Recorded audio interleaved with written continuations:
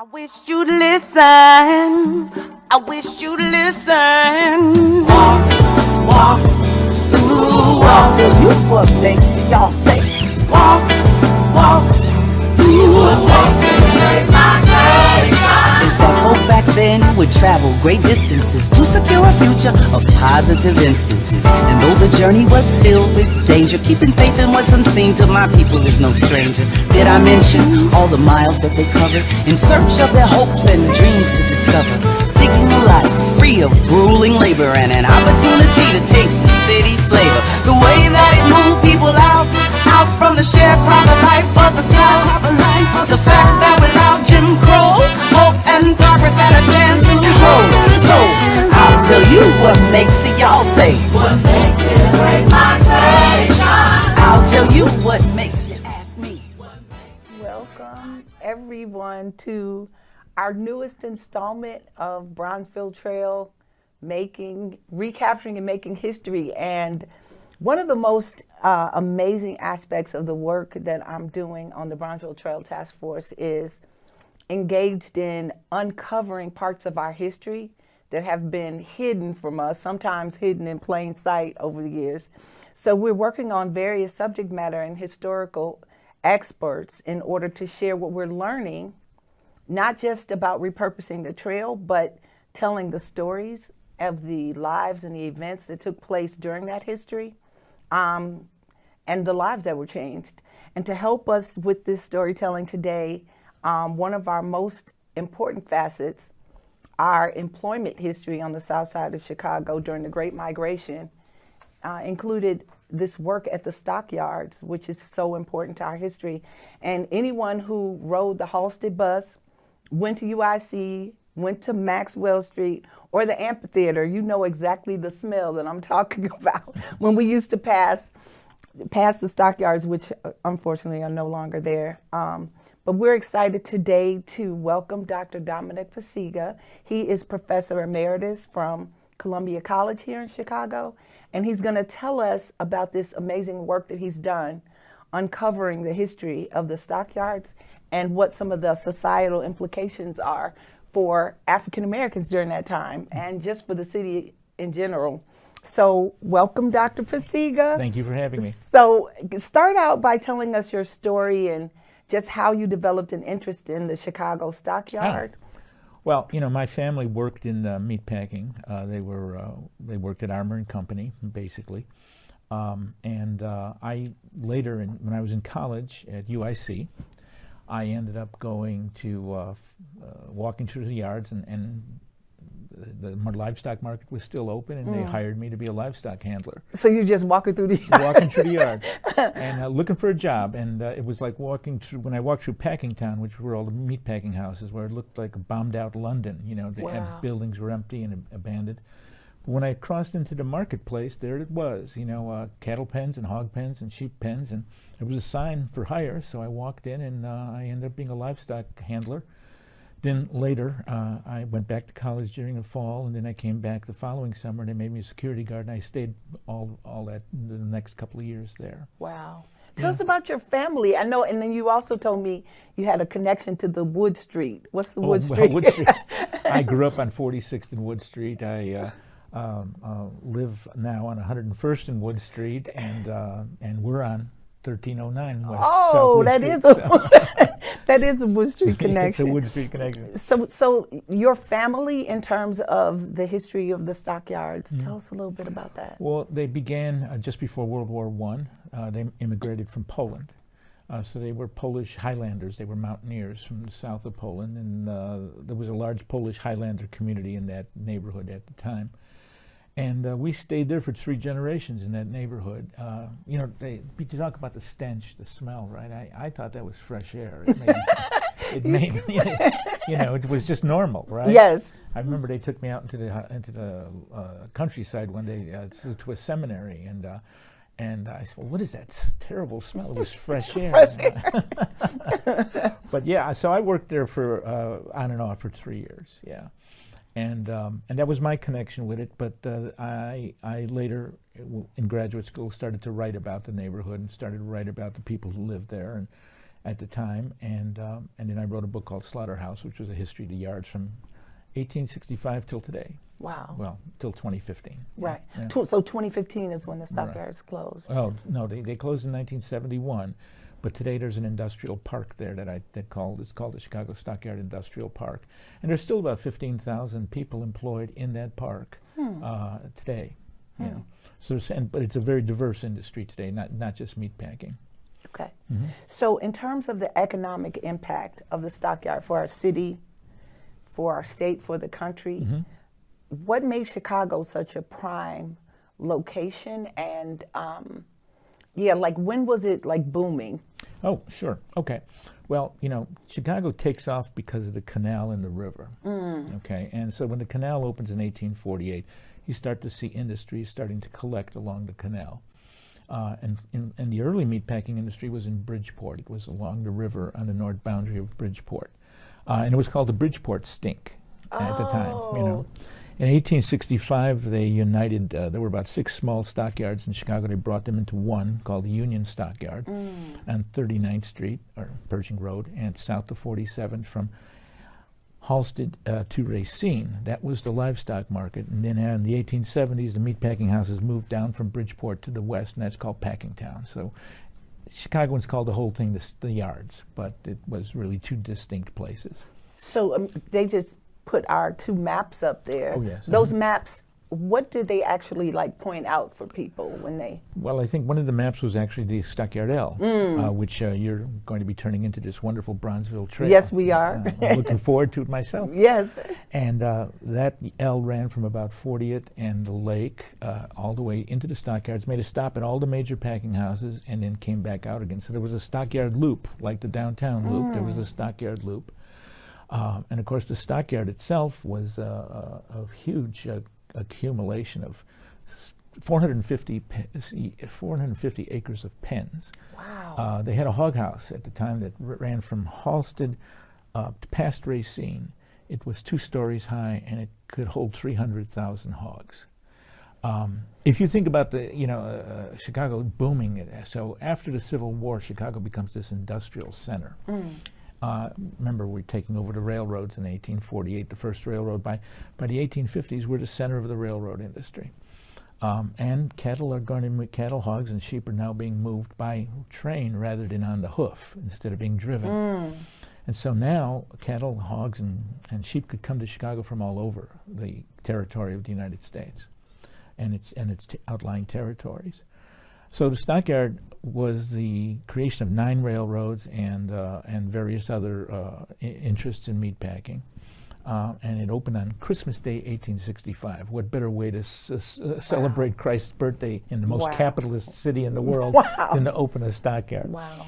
And it closed then on the last cattle day. The last livestock day was on July 31st, 1971. I usually call it August 1st as the end, but yeah. There were a lot of things happening in 1865 for us as a Absolutely. people and for Absolutely. the city, obviously. Absolutely. Talking about the impacts of the people on the city, who was employed there prior to the migration from the South? Sure. We could talk a little bit about that before we talk about the actual impact of. Sure. Yeah. So you had various waves. Basically, every immigrant group that came into the city somehow touched the stockyards. So you had various waves. First, it was dominated by Irish and German immigrants, then by Poles, Slovaks, Lithuanians, then eventually by blacks, Mexicans, etc., and all kinds of other groups. If you put the stockyard in the middle of a circle, and you drew a circle around it with a diameter of about 3 miles, you would find more than 30 Catholic churches in that circle, because every group that came in organized their own parish. And so you had this incredible growth. It's estimated that by 1895 or so, 1 out of every 4 Chicagoans depended on the meatpacking industry for their livelihood.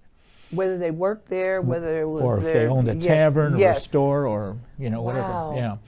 So there were, by World War I, there's 50,000 people working there, and it's a huge. The Tribune called it organized chaos. The images are amazing that you shared with us too. This, it is beautiful. It's beautiful, but like such possibility is shown, what people can do when they put their minds to it, right? Like, well, in 1907, the L came out, and it followed an old railroad line into the yards, and the L came in 1907. It lasted to about 1957, and it brought workers in from the east side or the eastern parts of Chicago, right on the south side, into here. Here we see the main cattle alley. This is actually Morgan Street looking north. Oh, wow. And you can see some of the pens on the sides. This is taken about 1948, I think, 48, 47, something like that. Wow. Yeah. Wow. And here, of course, is the L coming over the pens. On your left is the Livestock Exchange Building, which was the sort of Wall Street of meatpacking. That's where all the, for years, WGN Radio broadcast the market report from that hall. Wow. Yeah. Wow. Wow. Okay, so the new arrivals, my people coming from the South. Right. So first of all, I can't even imagine or put myself in that position of I'm going to leave everything. Right. Even though we didn't have a lot, I'm leaving everything that I've always known to move to a place just because I heard that there are possibilities. And then to get here and how that must have been for people. And I love the fact that you're a historian and you can tell us from like firsthand accounts, most likely, like what that was like for people. But well, I think it, for each one of these groups it was startling, right? Because you're leaving a rural world. These are, sharecroppers in the South. yes, Or peasants in Eastern Europe, right? Yes. And they're leaving that little world and they're coming into this huge, massive industrial place. It's a slap in the face. It's an epiphanal experience. People had look, everybody knew how to slaughter an animal on a farm. You grabbed it by its hind leg, you hung it from a tree, you did what you had to do. It took 8 to 12 hours to slaughter a steer on the farm and cut it up into pieces. how much time did that take here? 34 minutes. It took 6 hours on a hog on a farm to slaughter a hog. Here it took 26 minutes. So this was massive industrialization and mechanization. Wow. And look, some of these packing houses are killing 2,500 head of cattle a day. Wow. They're killing 6,000 to 8,000 heads of hogs a day, and the same as sheep. So you really, this is startling. Literally, I've actually witnessed a slaughter. I went into a slaughterhouse to watch it when I was writing my book, Slaughterhouse. And you're standing in your ankles in blood, and it's not the most pleasant job in the world, but it was a rung on the ladder, climbing up of upward mobility, and people used it to buy homes, to send their kids to school. So when African Americans are coming in, at first African Americans are coming into a city that's not quite segregated. Blacks and whites are living together on the South Side. As the southern migration took place, and I'm talking now from places down the Mississippi Valley, from Arkansas, Texas, Mississippi, etc., come in large numbers on the Illinois Central Railroad, then prejudice begins to really set in, and people are being segregated more and more. So you have what they used to call the Black Belt, and now we call Bronzeville, right? This was the South Side ghetto originally, and there's no other way to put it, right? They were confined there. And but it was close to the stockyard. You could walk from State Street to Halstead Street and be in the stockyard. It's an 8-block walk. So, and then of course there was also transportation. There was the streetcar lines and of course the L, eventually bus lines. But think about, Langston Hughes, the great poet, right, who came to Chicago, said, if you could stand on a corner at 35th and State Street, if you didn't see someone walk by you from your hometown, you weren't looking. Because people were just flocking into that neighborhood. Wow. And he talked about the bright lights of Bronzeville at 35th Street, the jazz clubs, the bars, the restaurants, and, black entrepreneurs. Blacks built their own city. They built a city within a city, and we call this, of course, the Black Metropolis, or Bronzeville. Bronzeville. Yeah. And that was largely connected to steel and meatpacking. Steel, you had to go a little further away because you had to go down to the lakefront at 79th Street and South to work in steel mills. But the packing houses were a walk away. And you saw the first, there were African Americans even in the 19th century working in a packing house, but they were very few, 1 or 2. 1904 strike, they're brought in to break the strike. Images are beautiful. And these I love the images you've you've put together. Thank you. Yeah, these are people working at Libby McNeil and Libby. These are two men working in a hide in the hide room, which was rough work, tough work. This was very hard labor. I mean, you know, if you think about it, and whether you were an immigrant from Poland or an immigrant from Mississippi, right? You were put in at the very bottom. So you came in as a squeegee man often. A squeegee man was somebody who stood all day pushing blood into a gutter. Okay. Others were shacklers. They would grab the hind legs of hogs. And by the way, hogs are very smart and they know what you're doing and they bite you. And you grab that hind leg and it picks it up in the air and it goes to the guy who's the sticker. And then it goes on its way. Yeah, it'll pass something like 100 people, 120 people before it ends up in the cooler. Each one with one little job to do. Just, you know, cut, pull. Oh. You know. Were there female workers? Oh yes, yes. In fact, tell us about black what they women flooded into the packing houses, especially during World War II in the second phase of the Great Migration. There were many black women working in canning, and women did not work on the kill floors, generally speaking. Maybe they did later, but mostly not. But they worked in other departments. You know, they made everything. They made margarine. They made soap. They made you could buy on Halsted Street a button made out of baked blood from the stockyard, from the slaughter. They baked the blood to make buttons. And you could buy it on Halsted Street. Wow. You know, Armour said he'd used everything except a squeal, and if he could, he could package that. He could package that. He'd package that. Yeah. I heard from the rooter to the tutor they take. That's right. So the impact of unions. Oh yeah. What happened with that? Well, how did that unions come about? Unions. The first strike in the stockyards is 1869. Okay, and during the 19th century, there's some very big strikes, mostly Irish, German strikes, and then by 1904, it's a Slavic and Irish and German strike when African Americans come in larger numbers. But you know, once the strike is settled, African Americans are let go. Okay, now after World War I, the blacks have a more permanent position in the yards. You know, there was a conflict. Northern blacks, blacks who had, you know, from the Upper South and who lived in Chicago for some time, were very pro-union. Southern blacks who had been discriminated against in places like Texas and Mississippi and Louisiana by unions that were anti-union. And so there was a clash within the community itself over unionization. But by the 1930s, blacks are taking leading positions in the United Packing House Workers.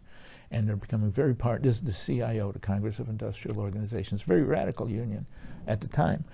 And they take leading positions. As you know, Charles Hayes, who later becomes a congressman, he was president of a local and of the UPWA. Okay. So and of course the Packing House Workers Hall is still on, I believe, 48 in Wabash. I've seen that. Yes, and we'd have the mural for packing houses. Yeah. So I mean, there's a long-standing relationship between Bronzeville and meatpacking industry. The original United Packing House Workers offices were on 48 and Marshfield. Okay. And then when this building became available, they bought this building and moved over because the majority of workers were now African American, and they you know, because of racial segregation, it was hard for them to get to that union hall, and it was hard for whites to get to this union hall. So you had this kind of convoluted thing going on, you know. Okay, so get us to the race massacre of 1919 and how all of that played in. John has shared with us an image of black men needing to pick up their paychecks at the Wabash YMCA because of a fear of going down to the actual packing house to pick up their wages. Right, and the meat packers also sent food and milk and supplies into the black area, into Bronzeville. And they did this to keep their workers loyal. And these were largely Southern workers who were anti-union. So there was this kind of dichotomy. Let me just say that the meat packers, in my opinion, were largely responsible for the 1919 race riot. They played race against race, ethnic group against ethnic group, and divisions within the racial group against other, you know, so Northern blacks and Southern. They played these people off against each other often. By the 1930s, people got past that. So the CIO, which, as I say, was very radical, people were carrying signs that said Negro and white unite against the Packers, and you could see blacks and whites together at these rallies. Now, is that in your book? Oh yeah, well, Okay. I write about it in Slaughterhouse. Yeah. Okay. But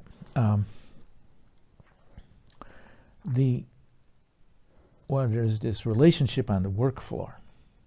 You know, you and I are working on the work floor. We're friends. We eat lunch together. We talk union business together. You go home to your house. I go home to my house. That wall of segregation is still there for housing.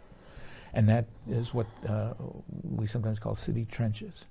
There are trenches between different ethnic groups, and for most powerfully between black and white. Yeah, I mean, I grew up in back of the yards. Black people going through back of the yards all the time. They didn't live there. Okay, I went to De La Salle High School at 35th and Wabash. I didn't live there. You know, we passed through each other. And so it was, and in you know, those 30 or so parishes surrounding the stockyards, there were Polish parishes and German parishes and Russian parishes and Lithuanian parishes, and you went to your own parish, so you were even divided there. And the Packers were masters at manipulating these groups. So for instance, if the Poles started joining unions, they would bring Lithuanians in who didn't speak Polish. You know, or they would bring Mexicans in who didn't speak anything, you know, right. Anything that either English or you know, Polish, right. And so they would break black strikes. I mean, so, you know, you push one group against another, and that way you keep control. Do you think some of that, which it feels like a lot of that has been passed down to generations and what we're feeling still now I do think in Chicago? Yeah, not only in Chicago, but across the country. You know, it's a sad situation. But, you know, it is one of the realities of life at this point still, sadly. So what can we learn from the stockyard? What can we learn from what happened during that whole thing? Regarding getting together, regarding working together, regarding how we live? Well, I think one of the things we learn is the importance of labor unions. Labor unions, the United Packing House Workers, which eventually merged with the Amalgamated Meat Cutters, and later today is part of the Food and Retail Workers Union. They were at the forefront of the civil rights movement. They supported the civil rights movement in the 1940s, right through, you know. And so this was very, very important. And of course, many of them, to be frank, many of the leadership were communists originally, you know, and the Communist Party was important in Chicago. But, you know, John L. Lewis, who headed the CIO, says he doesn't care if anybody's a communist as long as he organizes. And I think the importance of labor unions as a progressive political force still is very, very important. I think we're seeing that even today with the, you know, very senior victories of United Auto Workers in various plants across the country, and unionization spreading and things like that. So that's one thing to learn from it. The other thing to learn from it is change happens. I'm a historian. I deal with change because, you know, look, I mean, a lot of people are nostalgic for the past. They took me on a bus. I give bus tours sometimes of the Stockyard area. Well, how can we get it back to what it was? I said, well, rip up the streets, turn them into mud, put the bathrooms in the backyard. And bring 500,000 cows. Right, yeah, exactly. I mean, just turn it into a slum, and there you got it, you know. So, I mean, you know, so you can't get too nostalgic about things. You know, you have to look at what happened, how they changed, what the future is. You know. There are very few people who want to live in 4 rooms with 12 kids. Yes. You know. Yeah, pretty much. Yeah, right, exactly. You know, you find other things in life. And so that's actually why you see changes. For instance, the packing house where I saw the slaughter, which is now closed and gone, when I was working in the stockyards, the majority of people who worked in that packing house were African American. That would have been in the 70s, or late 60s, early 70s. In fact, a good friend of mine worked there, who was black. And when I walked in there, everybody was Hispanic. Wow. And I said to the owner, what happened? I said, what happened? Oh, where all black people go? He says, they don't want to stand in blood all day. Not anymore. Not anymore, right. The newest immigrants come in. So today, the immigrants who work largely in meatpacking, which is still not a pleasant job, which is also a dangerous job, today, and which we saw during COVID, because COVID spread through the meatpacking plants very quickly, because you work very close with each other. Right. Are Hispanic and also Southeast Asian. So you've got Hmong and Vietnamese and Laotians who are killing animals and chickens and so forth, and providing us with the meat we eat. So whatever the next immigrant group is, maybe the people from Mars, you know, they'll come. They'll come. You know, I have no idea, but you know, these industries have always relied on immigrant labor, cheap immigrant labor, who are looking for at first Leg up. rung on the ladder. Yeah. Okay, so we got like 30 seconds. Tell us about your book. Oh. While she puts an image up. My book is called Slaughterhouse, the Chicago Stockyards and the World They Made. And I'm curator of the Packing House Museum at 1400 West 46th Street in an old packing house in Chicago. Cool, cool. Thank you so much, Dr. Thank you. Pasiga. It was a pleasure. I'm so interested now. I can hardly wait to walk the trail with you. Yes, So yes. let's do it. Yes, All we right. got to do it. Thank All you right. so much for being a guest on Thank you. Bronzeville Trail, Recapturing and Thank you. Making History.